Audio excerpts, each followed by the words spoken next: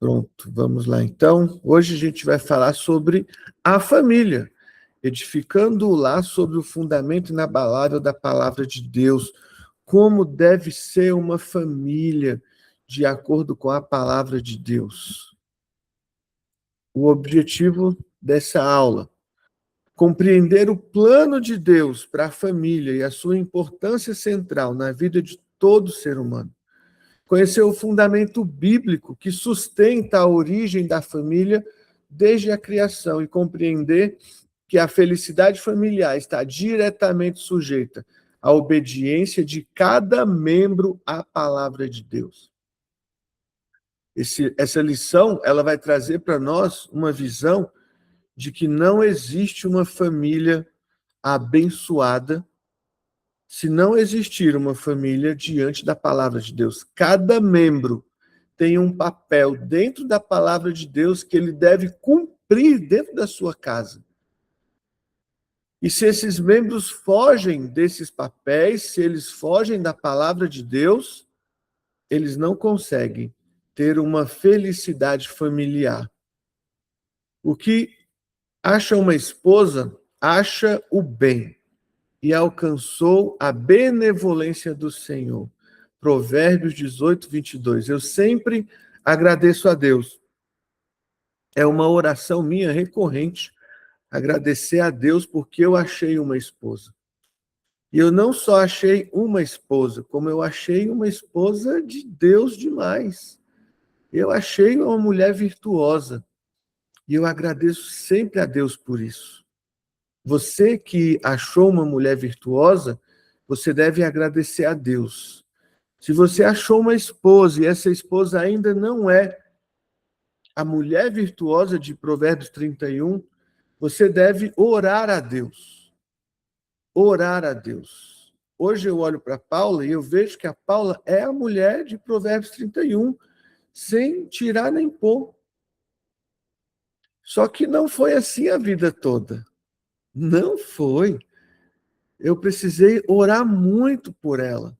Eu precisei conquistar isso no reino espiritual. Do mesmo jeito que hoje eu vejo ela orando por mim, nós oramos todos os dias, de manhã e à noite. Nós oramos um pelo outro, ungimos um ao outro todos os dias. E todos os dias eu vejo ela agradecendo a Deus pela minha vida. Só que ela está agradecendo a Deus pela minha vida hoje. Já teve um dia que ela não agradecia a Deus pela minha vida, não. Ela falava, meu Deus, que laço foi esse que o Senhor me arrumou?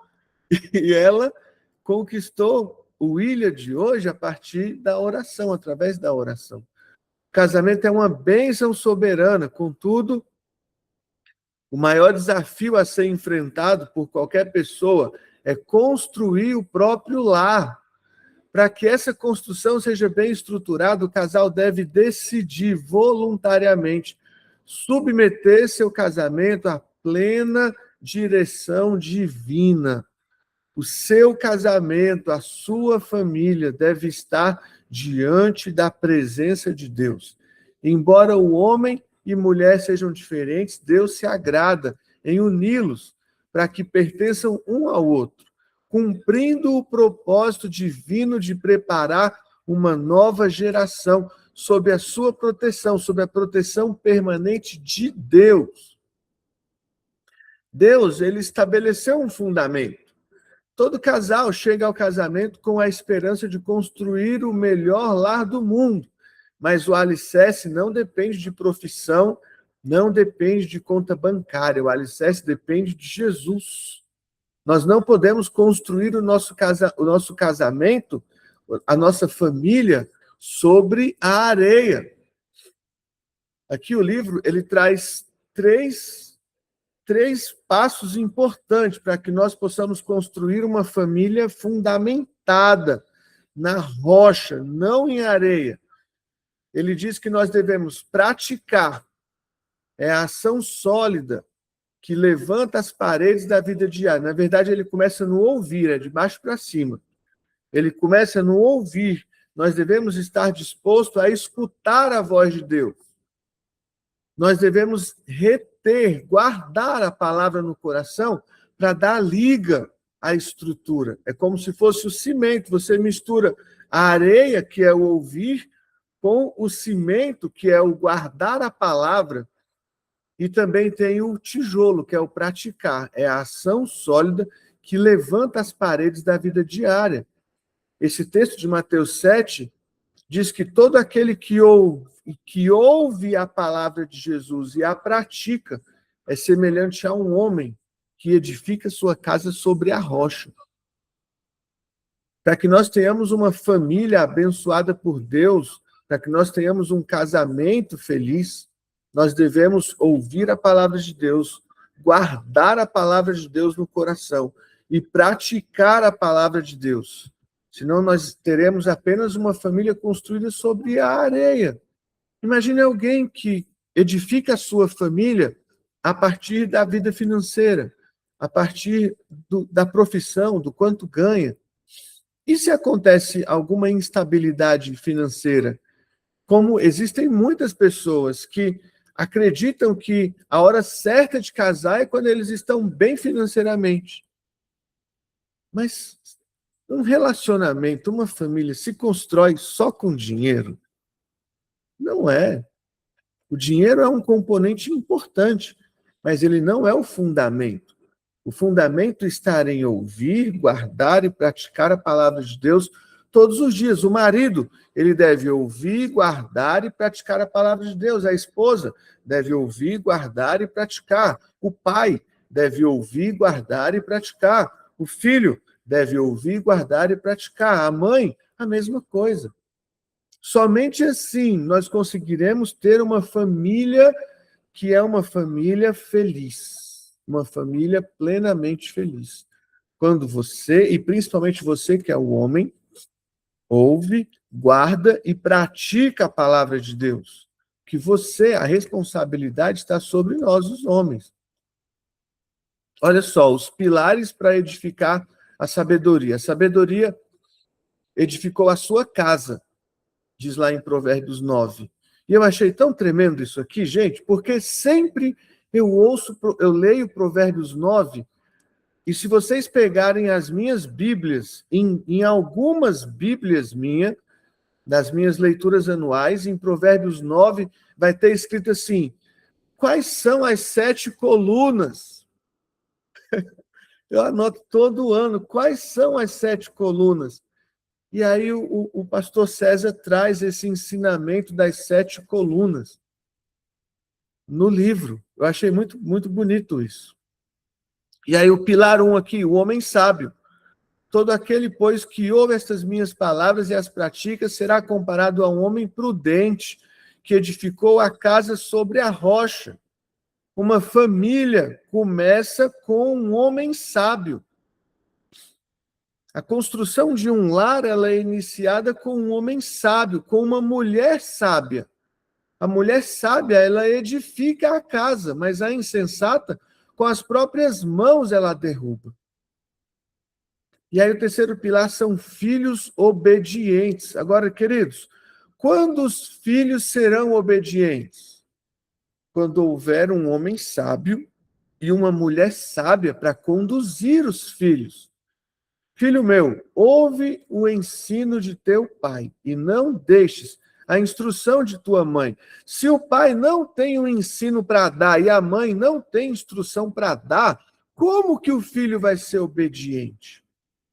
Se a instrução do pai não é uma instrução correta e se a instrução da mãe não é uma instrução correta, como que o filho vai obedecer? O quarto pilar, os netos, a herança. O homem de bem deixa herança aos filhos de seus filhos. Quando eu comecei a colocar no meu coração que eu precisava ter várias casas, foi a partir desse texto de Provérbios 13. Eu pensei, eu não posso deixar a herança apenas para o Samuel e para a Nicole, eu preciso deixar a herança para os meus netos, então eu preciso comprar casa. Foi uma coisa que veio no meu coração a partir desse texto de Provérbios 13. Os princípios para um lar feliz. A Bíblia nos oferece diretrizes claras e atemporais para alcançarmos a verdadeira harmonia. Acima do alicerce da palavra, uma família saudável é sustentada por 7 colunas, que garantem a solidez, a alegria e a proteção no casamento. Olha as 7 colunas, os 7 pilares lá da sabedoria. O amor genuíno, a escolha divina, Deus escolher dentro da nossa casa, a extensão do caráter de Deus dentro da nossa família, a bênção integral é a bênção de Deus em todos os pilares da nossa família, a transparência, uma vida transparente diante de Deus, uma liderança que é abençoada por Deus e um ambiente propício para que a bênção de Deus esteja. Nós vamos falar sobre isso, detalhe, um por um. Primeiro, conhecer o amor genuíno. Disse mais o Senhor Deus: não é bom que o homem esteja só. Far-lhe-ei uma auxiliadora que lhe seja idônea. Deus, queridos, ele criou o casal para que houvesse companheirismo. Quando os casais se conhecem, compartilham seus sonhos, surge a atração que os motiva a passar a vida ao lado daquele com quem se identificam. A Paula e eu, nós conversamos muito sobre isso aqui, porque nós somos muito amigos. Nossa, a Paula e eu temos uma sintonia muito grande. A gente é muito amigo, muito parceiro. Eu não escondo nada da Paula e ela não me esconde nada. Eu conto para ela as minhas inseguranças, os meus sonhos. Eu confesso diante dela os meus pecados para Deus. Eu choro com ela, eu me alegro com ela. Nós temos uma parceria muito grande. E aí, às vezes, a gente está em situações com pessoas, às vezes com discípulos, às vezes com irmãos de célula, com parentes. E aí a Paula sempre ela tem essa percepção, ela fala assim: amor, você percebeu que fulano e ciclano parece que eles não conversam? Ela não sabe nada das coisas dele. Ele não sabe nada das coisas dela. Ela não sabe das finanças dele, não sabe das finanças da família. Ela não sabe das finanças do negócio. Ela não sabe como são as coisas. Você viu, amor? Parece que fulana não sabia nada do que fulano estava falando. E, queridos, o casal, ele tem que ser companheiro. Sabe, o marido e a esposa precisam participar um e o outro das coisas deles. O amor genuíno consiste em uma entrega total, na qual a pessoa está disposta a doar-se por completo. Amar significa dedicação integral. Quando existe o amor verdadeiro, nos esforçamos genuinamente para fazer a outra pessoa feliz. E, queridos, lembrem-se disso aqui. Muitas pessoas aprenderam, a maioria das pessoas aprendeu que elas devem viver a relação para que elas sejam felizes. Então, a maioria das pessoas entra na relação para ser feliz. Entra na relação assim: eu vou casar porque a Paula vai me fazer feliz. Por isso que eu vou casar. Alguns que deram mais um passo no caminho da sabedoria, eles entram no coração, eles entram na relação e eles entram pensando assim: eu vou me casar para eu poder fazer a pessoa feliz. Então eu vou me casar para eu poder fazer a Paula feliz. Mas esse fazer a Paula feliz eu vou fazer pela Paula aquilo que eu acho certo, aquilo que eu queria que ela fizesse por mim. Então eu vou dar à minha esposa, ao meu marido, aquilo que eu queria que ele me desse. E há aqueles que avançaram um pouco mais na sabedoria. E aqueles que entenderam assim: eu vou dar ao meu marido, à minha esposa, aquilo que ela precisa que eu dê a ela. Esses já avançaram um pouco mais na sabedoria. Aquele que está dando ao parceiro, à parceira, não o que ele queria para si, porque nós somos diferentes. O que eu quero para mim não é o mesmo que a Paula quer para ela. O que eu gosto para mim não é o que ela gosta para ela. Muitas vezes no nosso casamento, eu me vi dando para ela, fazendo por ela, de um jeito que eu queria que ela fizesse por mim. Só que eu percebi que eu estava desagradando ela. Porque ela não é igual a mim. E aí chegou uma hora que eu comecei a fazer por ela aquilo que eu percebia que ela gostava. Aquilo que eu percebia que era a vontade dela. E eu vi que as coisas melhoraram. Só que existem aqueles que já deram um passo além na sabedoria. E eles entram no casamento para entregar ao outro aquilo que eles sabem que é a vontade de Deus para ele. E quando eu entendi, quando eu comecei a viver no meu casamento, buscar viver no meu casamento, não a minha vontade, nem a vontade da Paula, mas a vontade de Deus para a minha família, as coisas mudaram. As coisas mudaram dentro do meu casamento. Uma entrega genuína, onde eu entrego para a minha esposa, para os meus filhos, aquilo que eu sei que Deus tem para nós. Princípio B, pilar B, permitir que Deus escolha o seu cônjuge. Isso é muito para você que ainda não casou. E, gente, quando eu estava lendo esse módulo, eu tive uma consciência muito grande da necessidade de nós aprendermos isso aqui para ensinar ao outro. Nós vamos aprender para poder aconselhar. Nós vamos aprender para poder viver, é claro, mas para poder aconselhar. Diz aqui, e a costela que o Senhor Deus tomara ao homem, transformou-a numa mulher e lhe trouxe. Gênesis 2, 22. O autor do livro lá compartilha, o pastor César, que desde o momento em que conheceu sua esposa Cláudia, a pastora Emma Cláudia, teve a certeza no coração de que ela era a escolhida por Deus. Ao se afastar para orar e pedir confirmação sobre seus sentimentos, a presença de Deus inundou o quarto e o Espírito Santo falou suavemente: ela será sua esposa. Essa certeza espiritual traz uma alegria indescritível e encerra a busca, estabelecendo a base do relacionamento inteiramente em Deus. Quem que escolheu a esposa de Adão, gente? Foi Deus, não foi? Quem que escolheu a esposa de Isaac? Foi Deus. Foi Deus que escolheu a esposa de Isaac. Foi através de oração. A gente vê a representação de Isaac e Rebeca como a representação perfeita do casamento, da escolha. É Jesus e a sua igreja. E com Adão, o texto que eu sempre usava essa referência de Isaac, mas essa referência que o pastor César trouxe de Adão e Eva é muito melhor, porque Deus foi quem fez Eva para o Adão. E sabe, nós queremos muitas vezes, eu me lembro quando eu estava na minha fase de escolher a minha esposa.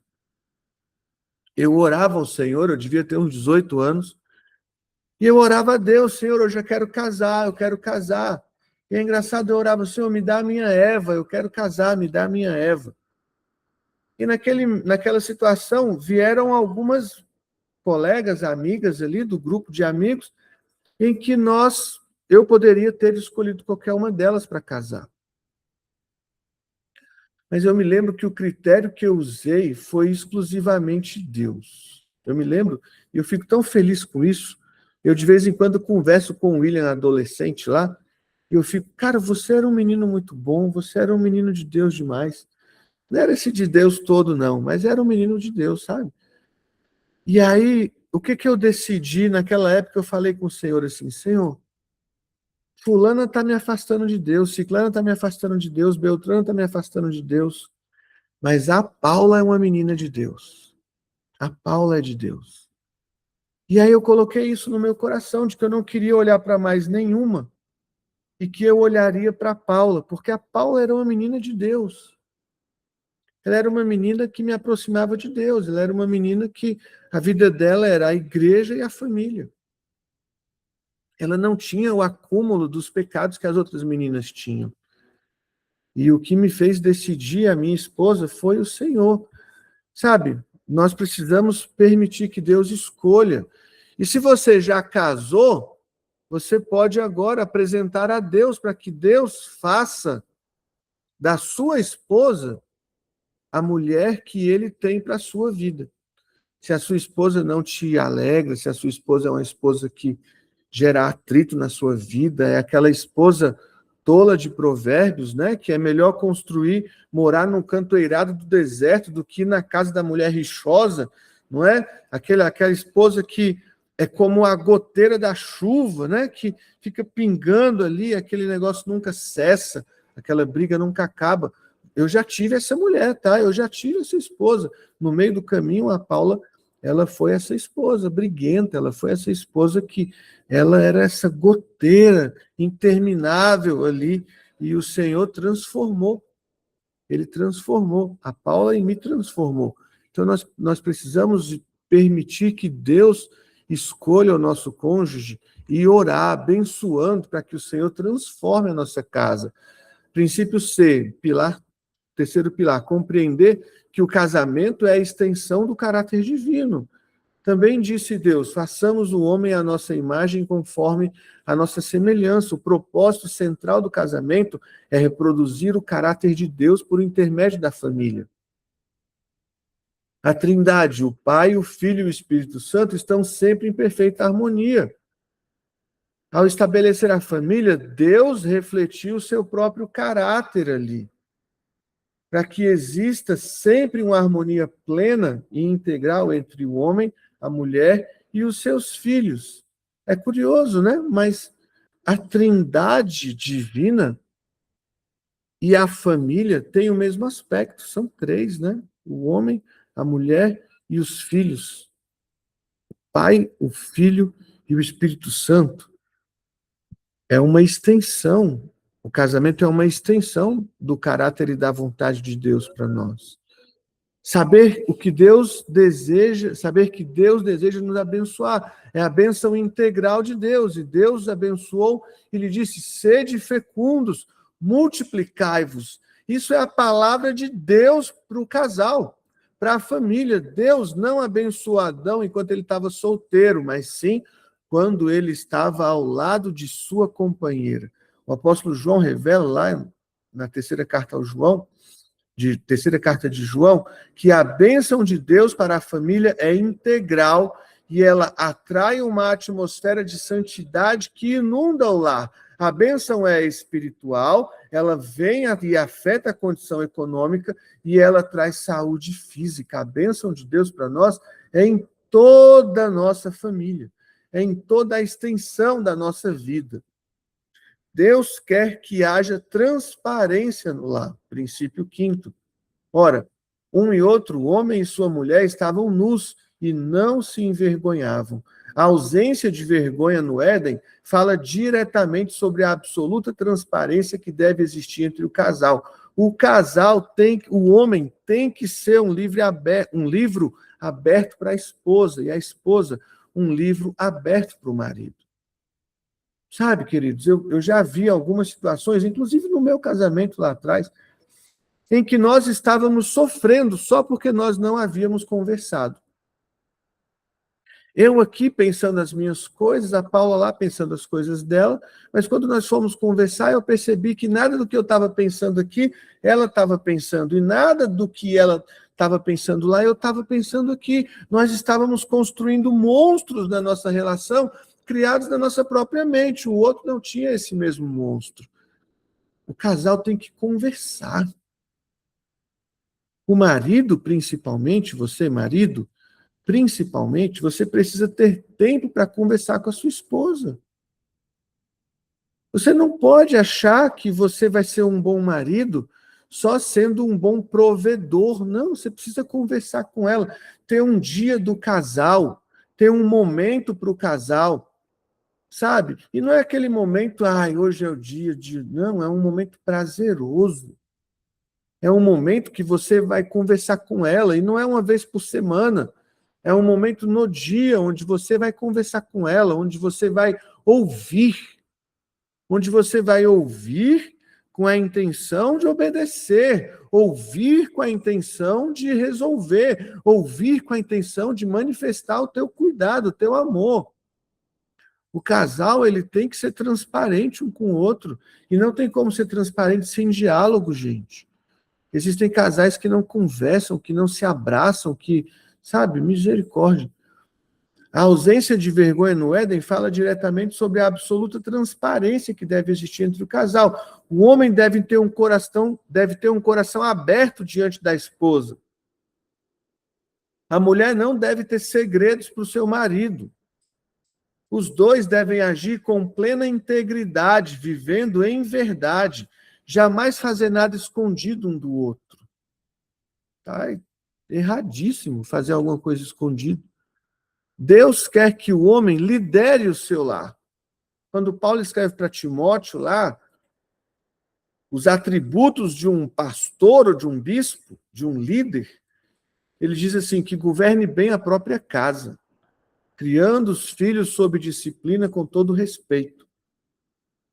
É preciso deixar claro que governar a casa não significa ter uma atitude de ditador, uma atitude abusiva sobre os filhos e sobre a esposa. O homem que tem um comportamento desse não é um homem, é uma vergonha. Não é um marido, é um carrasco. O homem, ele não tem que ser um ditador que manda na casa, ele deve governar a casa. Ele deve governar a casa com amor. Ele deve governar a casa com os princípios da palavra. Não é um ditador. Significa conservar uma conduta tão nobre que a família queira te imitar. Governar a casa significa você ser um exemplo tão grande dentro de casa que a sua esposa vai se sentir constrangida em não te amar, em não te seguir. Seus filhos vão se sentir constrangidos em não te obedecer, de tão tremendo homem de Deus que você é. Que a sua mulher ela vai se sentir constrangida em não te elogiar diante dos homens. Provérbios 31 diz que a mulher sábia, ela é uma coroa de glória na cabeça do marido e que ela eleva o marido diante dos homens da terra. Sabe, queridos, a mulher só vai te elevar, ela só vai te elogiar, ela só vai te amar, ela só vai te admirar quando você tiver uma conduta tão nobre dentro de casa, que ela vai olhar para você e ela vai falar bem assim, meu Deus, obrigado pelo homem que o senhor colocou dentro de casa. Muitos maridos querem que as esposas sejam essas esposas gratas, essas esposas, sabe, que são gratas, que admiram, essa é a palavra, que admiram. Muitos homens querem a admiração da esposa, mas eles não têm essa conduta nobre dentro de casa.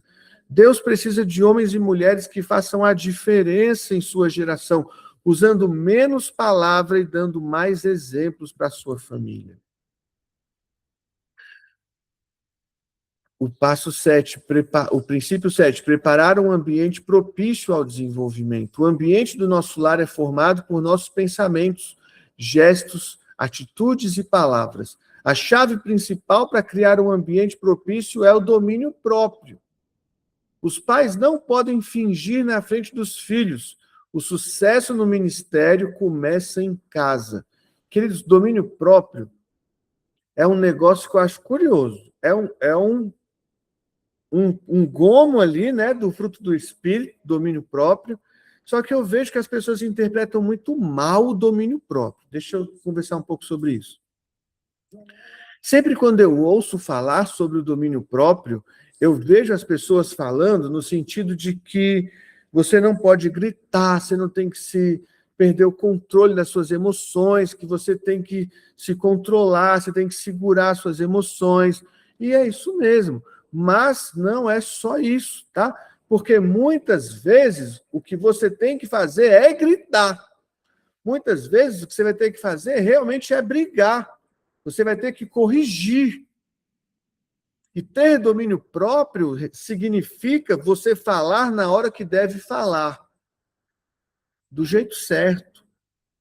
Não estou falando aqui que você tem que gritar dentro da sua casa. Estou falando o gritar como expressão de vida. Mas você precisa ter o domínio próprio de agir. Alguma vez na sua vida, no seu casamento, nos seus filhos, na sua vida como um todo, você já aconteceu uma situação em que você deveria ter falado e não falou? Faltou domínio próprio.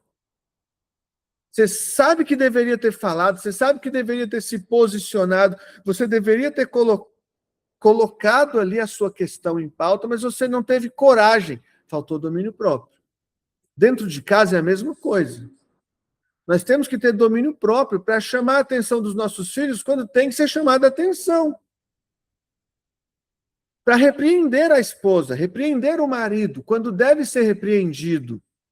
Isso é ter domínio próprio, é você fazer o que precisa ser feito sem as travas emocionais, sem aquelas travas de dependências emocionais. É falar não quando precisa falar não. Isso é domínio próprio. Eu vejo muitos maridos que são abusados pelas esposas, muitas esposas que são abusadas pelos maridos, filhos que são abusados pelos pais e pais que são abusados pelos filhos porque falta o não dentro de casa.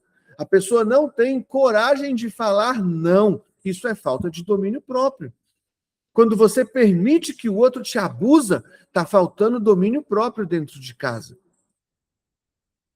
Reagir às circunstâncias com perda de controle corrompe o ambiente. Uma única palavra áspera contamina o dia todo e seus efeitos prolongam-se por anos. Gritar e insultar não é disciplina. A disciplina serve unicamente para formar, edificar e construir, nunca para destruir ou ferir os filhos. Deixa lembranças agradáveis e seguras na mente da família. Gente, a família deve ser um lugar em que você queira estar, sabe? Terminou seu expediente, no meio do seu expediente, você tem que sentir vontade de voltar para casa, para poder ficar com a sua família. Se não for assim, tem alguma coisa de disfuncional. Eu lembro uma época eu saía do trabalho e eu ia lá para a rodoviária do plano piloto, ficar lá, fazendo o que, William? Qualquer coisa, eu só não queria ir para casa. Eu só não queria ir para casa. Isso é disfuncional. Mas quando nós começamos a nos alinhar, e queridos, o alinhamento dentro de casa, hoje, eu confesso para vocês, eu não conheço ninguém que tenha um casamento como o meu casamento. Eu não conheço. Eu não conheço ninguém que tenha um casamento como o meu casamento. Eu não conheço um casal que seja tão alinhado igual a Paula e eu. Não conheço mesmo. Mas para nós chegarmos nesse nível de alinhamento, houve muitas conversas que eu não queria ter, mas nós precisamos ter. Ela não queria ter, mas ela precisou ter. Conversas que nós precisamos de domínio próprio, para quando ela expor as minhas falhas, eu não ficar com raiva, eu não ficar chateado, eu não querer devolver o que ela estava expondo de mim. Sabe, precisou de muito domínio próprio, precisou de muito diálogo, de muita conversa, de muito amor, para que hoje o nosso casamento fosse como o nosso casamento é. E eu falo para vocês uma coisa, eu não conheço um casamento igual ao meu, não conheço. Graças a Deus. O propósito da restauração, a origem da família remete à própria origem do ser humano. Ela faz parte do plano soberano e perfeito de Deus para toda a humanidade. Hoje, o grande plano divino é a restauração das famílias, porque houve a queda. O seu grande propósito através de nós é reconstruir tijolo por tijolo exatamente aquilo que o inimigo tentou destruir no mundo moderno. Quando a família vence, o propósito de Deus prevalece. Como líder de célula, nós temos um desafio tremendo, que é restaurar famílias, cuidar de pessoas, olhar as famílias. Por exemplo, quando nas relações, não só os nossos discípulos, mas todo mundo que me alcança e está perto de mim, eu observo a família, eu observo o casamento, e eu tento trabalhar para que esse casamento seja restaurado e melhorado. Isso é algo que nós, como líder, devemos fazer. A nossa aplicação prática no nosso devocional. Como a gente viu agora, o verdadeiro alicerce é ouvir, guardar e praticar a palavra de Deus. Para firmar o fundamento no seu lar a partir de hoje, você tem que dedicar um tempo diário. Separa um momento intencional e exclusivo todos os dias para agradecer a Deus pela sua família, pela família que Ele te deu. William, mas minha família não tem motivos para agradecer. Tem, porque você não vive pelo que você vê, você vive pela fé. Então você agradece a Deus como quem já recebeu. Eu fiz isso demais, a Paula já fez isso muito. também na nossa família lá atrás. Procure ativamente maneiras de expressar amor a cada um dos membros do seu lar com gesto e tempo de qualidade. Deixa eu falar uma coisa para os homens: expressar amor não é dar presente. Expressar amor não é dar roupa, não é dar dinheiro. Isso faz parte, mas a mulher não quer isso. Sua esposa não quer ver você expressando amor a ela dando coisas. Ela quer ver você expressando a ela amor a ela se dando a ela. Troque qualquer palavra áspera por palavras de afirmação. Fortaleça a autoestima espiritual da família, exaltando o que eles têm de melhor. Amém? Vamos para a lição 2 do módulo 4. Os papéis dos pais e dos filhos dentro da família. Filhos, obedecei a vossos pais no Senhor, pois isso é justo. Honra teu pai e tua mãe, que é o primeiro mandamento com promessa, para que te vá bem e sejas de longa vida sobre a terra. E vós, pais, não provoqueis vossos filhos à ira, mas criai-os na disciplina e na admoestação do Senhor. O apóstolo Paulo escreveu isso para os Efésios. O objetivo da lição: compreender que cada membro da família tem uma responsabilidade no lar, assumir a responsabilidade de acordo com o papel que te cabe. Adquirir pleno conhecimento sobre o verdadeiro significado da honra e dar honra, glória e louvor ao Pai Celestial pelos pais que ele nos concedeu. A família faz parte do plano divino desde o princípio, sendo o veículo pelo qual Deus estabelece suas promessas na terra. Deus chamou Abraão para ser uma grande nação, afirmando: "Sê tu uma bênção". A aliança perpétua foi estabelecida para ser o Deus de Abraão e de sua descendência.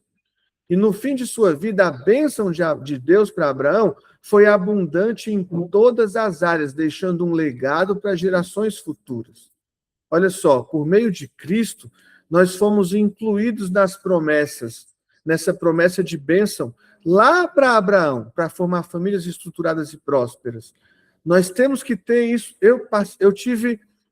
Por muitos anos, eu tive dificuldade de entender a bênção de Deus a Abraão para mim hoje, por muitos anos. Mas através, esse ano não, na leitura do ano passado, de 2025, tem um texto em Gálatas que fala sobre isso aqui, que em Cristo nós fomos incluídos na promessa de Deus para Abraão. E as promessas de Deus para Abraão são promessas de Deus para nós, porque em Cristo nós somos descendentes de Abraão. Então, queridos, Deus, ele tem uma aliança com Abraão e ele chamou Abraão para ser uma bênção, para ser uma grande nação. Essa aliança para Abraão é para toda a descendência de Abraão. Deus abençoou toda a descendência de Abraão. E em Cristo Jesus, nós somos descendência de Abraão. Você tem que acreditar nisso. Leia, volte lá para Gênesis, leia a história de Abraão e receba a bênção de Abraão para a sua vida. A função dos pais dentro de casa. Primeiro, dar boa instrução aos filhos. Olha o que diz Provérbios 22. A estultícia, a tolice está ligada ao coração da criança, mas a vara da disciplina afastará a criança dela. Hoje está uma moda dos pais deixarem os filhos fazer o que querem. E aí eles falam assim: não, meu filho, desde pequeno ele decide, porque ele tem personalidade. Está errado. Você não pode confiar que o teu filho, criança, adolescente, vai decidir alguma coisa. Você não pode. Por quê, William? Porque a tolice, a estutícia está ligada ao coração da criança. Você não tem que deixar teu filho decidir, tua filha decidir. Você é o pai, você é a mãe, quem decide é você. Porque a tolice está ligada ao coração da criança desde cedo. Filhos frequentemente acham que sabe de tudo.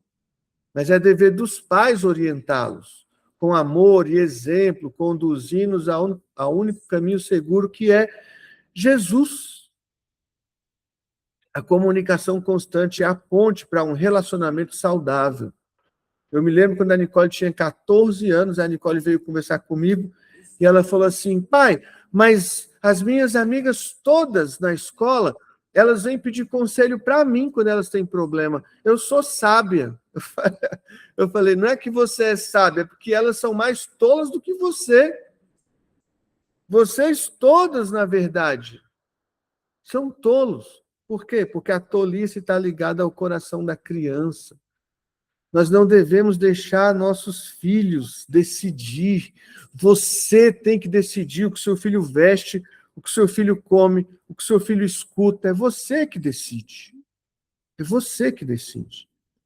Segunda função do pai e da mãe na família: prover suas necessidades, prover a necessidade dos filhos, né? Devemos cuidar dos nossos, conforme 1 Timóteo 5:8. O pai e a mãe devem cuidar dos seus. A vida ocorre em ciclos. No primeiro ciclo, os pais trabalham e provêm. No segundo, os filhos ganham a força de provisão. Prover deve ser um ato de atitude de fé, coração generoso e zelo, para nunca proferir comentários negativos que anulem a bênção. Eu já errei muito nisso aqui. Prover é uma obrigação minha. E muitas vezes eu ficava ali colocando isso, um peso sobre o Samuel e a Nicole, jogando na cara deles, que eu estava provendo sobre eles. Eu já errei muito isso aqui. Quando eu estava lendo isso aqui no livro, eu pensei, meu Deus, eu pequei nisso aqui, porque eu ficava jogando na cara dos meninos. Nossa, o tanto que eu me esforço por vocês, você acha que é fácil? Aquela conversa de pai. E o pastor César, ele traz no livro que não, que esse tipo de comentário não deve existir dentro de casa, que nós devemos prover com um coração generoso, com zelo. Achei muito bonito. E eu vejo muito isso na vida do pastor César, da pastora Emma Cláudia. Nós vamos ter, graças a Deus, agora na nossa convenção em julho, eles aqui, e eu vejo muito, eu sigo eles dois no Instagram, e eu vejo como a família deles tem muito esse cuidado deles para com os outros. Eu acho isso muito bonito, eu tenho aprendido muito isso com eles. Terceira função dos pais: ensinar valores morais de acordo com a palavra de Deus. A disciplina ministrada aos filhos deve ser equilibrada, não pode ser excessivamente drástica e nem permissiva demais. Eu não vou ser aquele carrasco, mas eu também não vou ser aquela purpurininha dentro de casa, que o filho está fazendo besteira e eu estou rindo. Ambos os extremos são perigosos e podem desanimar ou perder os filhos. Vós, pais, não irriteis vossos filhos para que não fiquem desanimados. E vós, pais, não provoqueis vossos filhos à ira. Mas criai-vos na doutrina e na admoestação do Senhor. Está falando para os Efésios aqui. Você não vai ser aquele pai carrancudo, mas você vai criar seu filho na doutrina e na admoestação do Senhor. Você vai criar seu filho no princípio do Senhor. Há motivos fundamentais, aplicar a correção eficaz. Há motivos fundamentais para aplicar a correção dentro da família, baseados na sabedoria bíblica. A correção não é para ferir, não é para destruir, ela é para guiar, ela é para formar, ela é para construir o caráter. Ela tem que existir, a correção tem que existir. A palavra diz que o pai corrige, repreende o filho a quem ama. Sempre quando eu estou corrigindo os meninos, eu lembro isso a eles. Eu falo, olha, eu estou te corrigindo aqui porque eu te amo. Porque no dia que eu olhar você cometendo coisas erradas e eu calar minha boca e eu parar de corrigir, é porque eu desisti de você. Eu falo muito isso para os meninos. Se um dia você vê que você está indo errado e eu calei minha boca, é porque eu desisti de você. E eu não vou desistir de você nunca. É por isso que eu te corrijo. É por isso que eu te mostro que você é melhor do que isso. Eu mostro que o seu comportamento está errado porque eu te amo. A correção, ela existe, deve existir dentro de casa. Provérbios 13 diz assim: o que retém a sua vara aborrece o seu filho, mas o que o ama, a seu tempo o castiga. Hoje em dia não existe mais isso aqui, né? Hoje em dia o que ensinam é assim: não pode bater na criança não, não pode corrigir a criança não, senão tadinho, vai ficar traumatizado. Mas leia Provérbios 13: o que retém a sua vara aborrece o seu filho, mas o que o ama a seu tempo o castiga. A estultícia está ligada ao coração da criança, mas a vara da correção afugentará dela. Os 3 pilares da correção eficaz, porque não é de qualquer jeito que a gente corrige. Primeiro, você corrige para edificar. Assim como colocamos estacas para guiar o crescimento reto de uma árvore, o pai corrige para ajudar o crescimento e estabelecimento de limites seguros na vida do filho. A gente corrige para motivar. A disciplina nunca deve focar na destruição emocional. Pelo contrário, deve motivar os filhos a serem melhores, tirando deles a prostração e dando a eles força de conquista. Nós devemos abençoar os nossos filhos diariamente. A correção serve para consolar.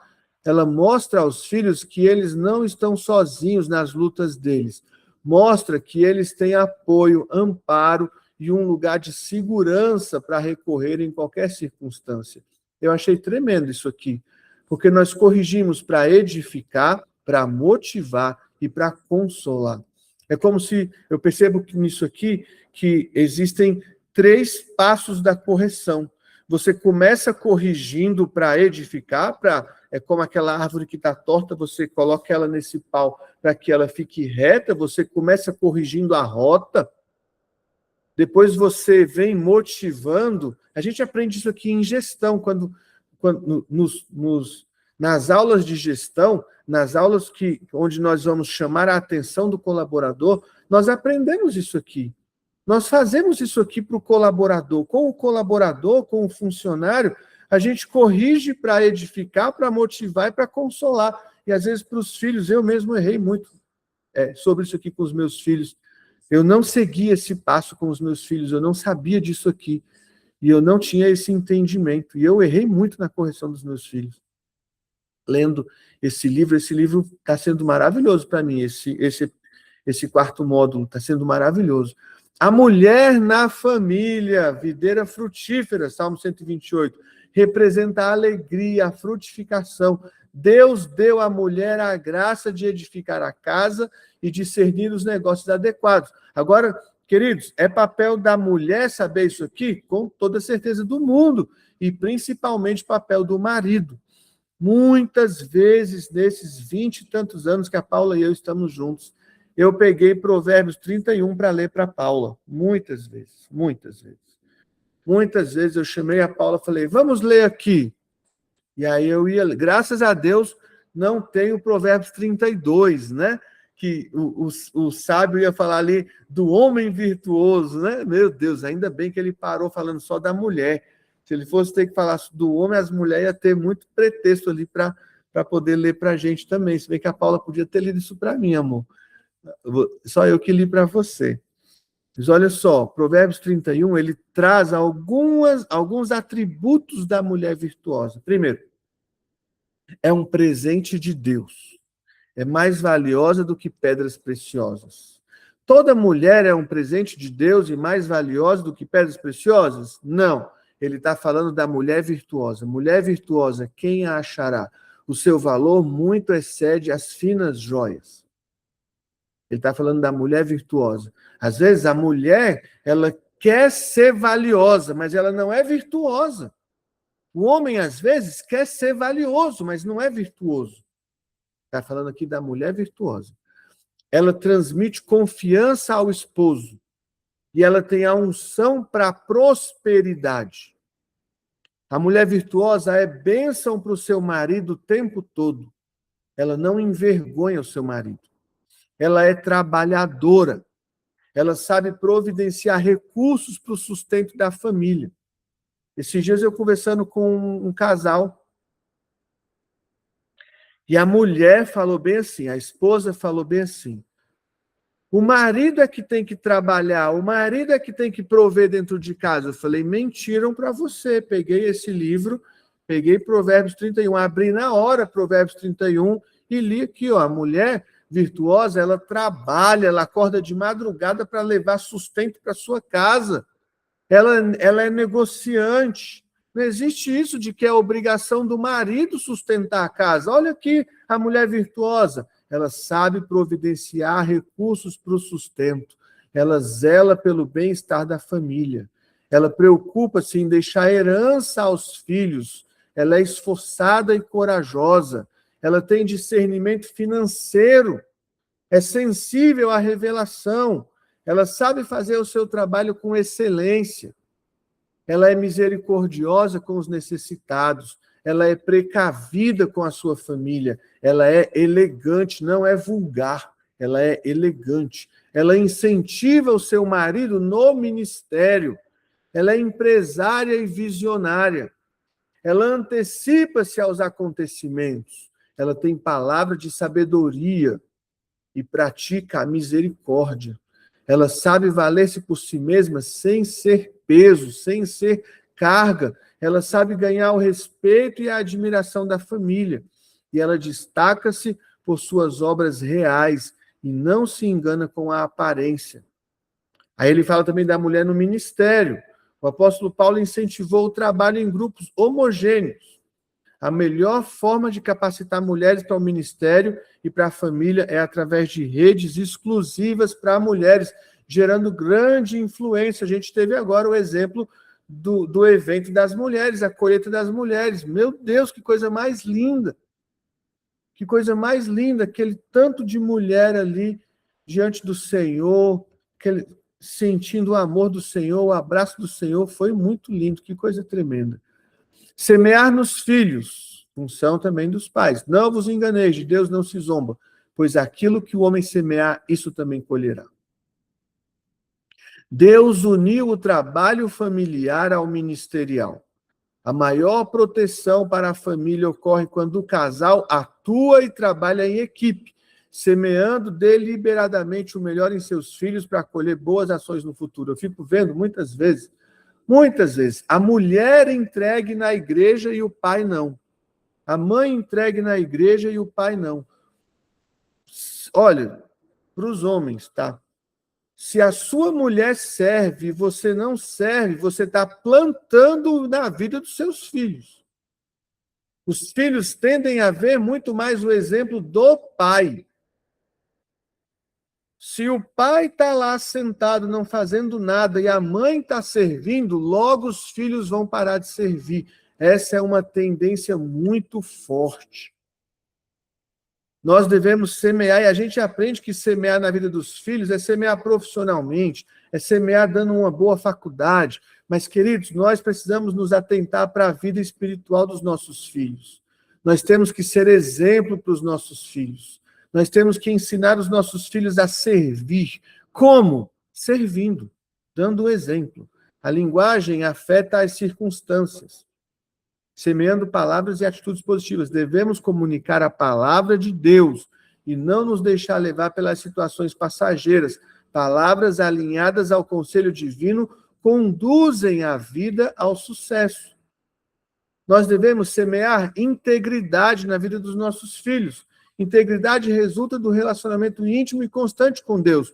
Quando os pais vivem em conformidade com as leis divinas, transmitem essa retidão aos filhos. Os filhos sentem-se confiantes para se aproximar de Deus ao ver o caminho trilhado pelos seus pais.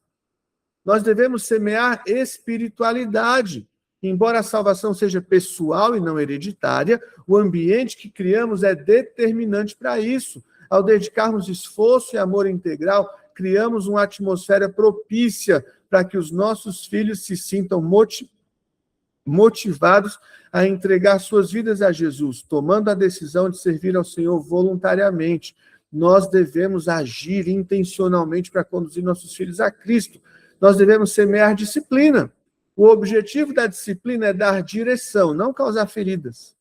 Ela atua como um freio necessário para impulsos desordenados.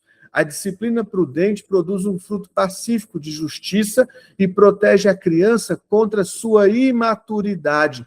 Conforme nos lembram as Escrituras, nenhuma disciplina parece ser motivo de alegria no momento, mas sim de tristeza. Mais tarde, porém, produz fruto de justiça e paz para aqueles que por ela foram exercitados. Hebreus 12. A vara e a repreensão dão sabedoria, mas a criança entregue a si mesma, olha isso aqui, gente, a criança entregue a si mesma envergonha a sua mãe. Provérbios 29. A forma como vemos a nós mesmos, semeamos uma imagem correta. A forma como vemos a nós mesmos reflete na imagem que temos de Deus. Feridas profundas muitas vezes ocorrem no meio da família, destruindo o amor próprio. A lição de amanhã é sobre cura interior. Feridas profundas muitas vezes ocorrem no seio familiar, destruindo o amor próprio e os sonhos. O papel dos pais é proteger a dignidade, a autoestima dos filhos, pronunciando palavras de vida para que jamais se sintam esmagados. Os filhos são a herança de Deus. De que vale construir um império se não houver legado para habitá-lo? Milhares de pessoas trocariam toda a sua fortuna pelo choro de um bebê em suas casas. Eis que os filhos são a herança do Senhor e o fruto do ventre, o seu galardão, como flechas nas mãos do valente. Assim são os filhos da mocidade. Bem-aventurado o homem que enche deles a sua aljava. Não serão confundidos quando falarem com os seus inimigos à porta. De que vale construir um império se não houver legado? Querido, nós precisamos dessas flechas, né? Os filhos são essas flechas, né? Que eu sempre, desde que eu aprendi isso há alguns anos já, eu vejo o Samuel e a Nicole como responsabilidade minha que eles vão mais longe do que eu. Isso é uma responsabilidade minha, de que vale construir um império se não há oliveiras, né? Não há quem dê fruto ali que vai perpetuar o meu legado. Eu preciso ter isso na minha mente, assim. Meu Deus, os filhos, o que eu vou fazer com eles?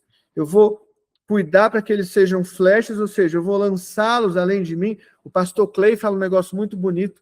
Ele fala que para que eu possa lançar essas flechas longe, ele fala assim, eu preciso antes trazer essas flechas aqui para o meu peito. Não é isso? Quando eu vou puxar a flecha, eu seguro o arco, eu coloco a flecha e eu puxo essa flecha para o meu peito, para que eu lance esse arco longe.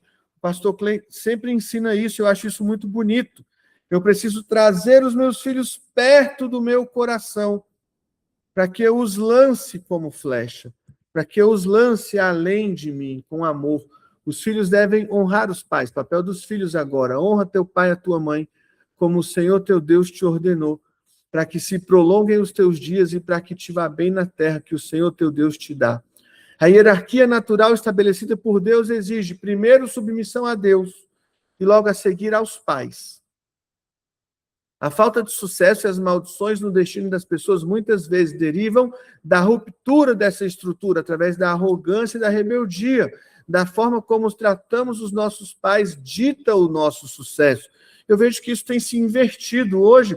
Os filhos têm estado acima dos pais. Parece que é os pais que têm que honrar os filhos, os pais que têm que respeitar os filhos, quando, na verdade, na Bíblia, o que nos ensina é o contrário. A honra é um mandamento. É um mandamento que garante que você se sairá bem em tudo que fizer. Seja obediente aos pais, Efésios 6:1. Receba os seus conselhos e ensinamentos, Provérbios 1:8.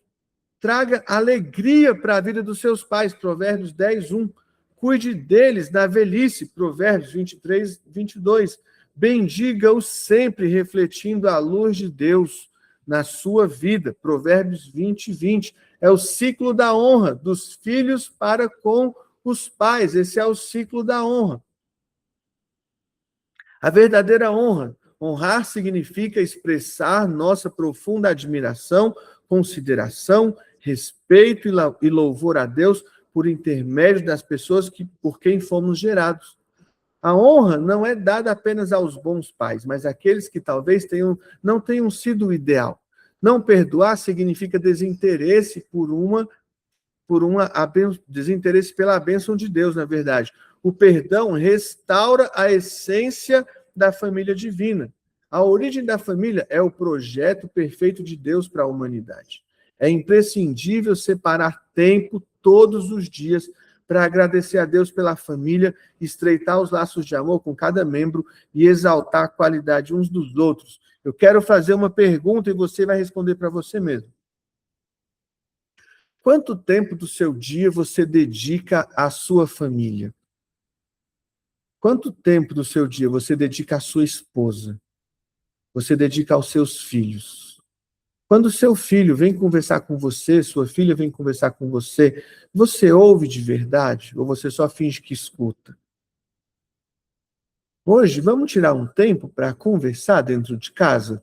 Vamos tirar um tempo para ouvir a sua esposa, seu marido, conversar, sabe, com a intenção de aprender, com a intenção de se importar com ele, com ela, com os filhos. Vamos fazer esse exercício hoje, de dedicar um tempo essa semana, dedicar um tempo verdadeiro para a família? Pai, nós te agradecemos, Senhor, pela nossa família, pelo teu propósito para nós. Te agradecemos pelo teu cuidado com a gente. Te agradecemos pelo teu amor por nós.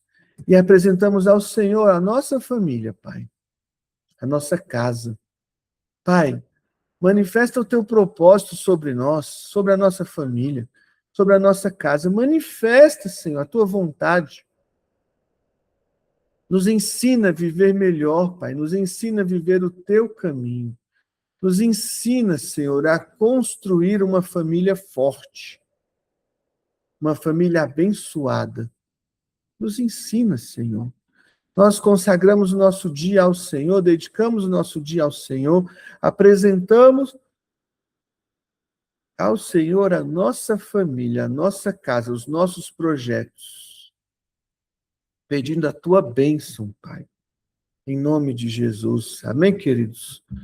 Deus abençoe você, que Deus abençoe o seu dia, abençoe o seu trabalho, abençoe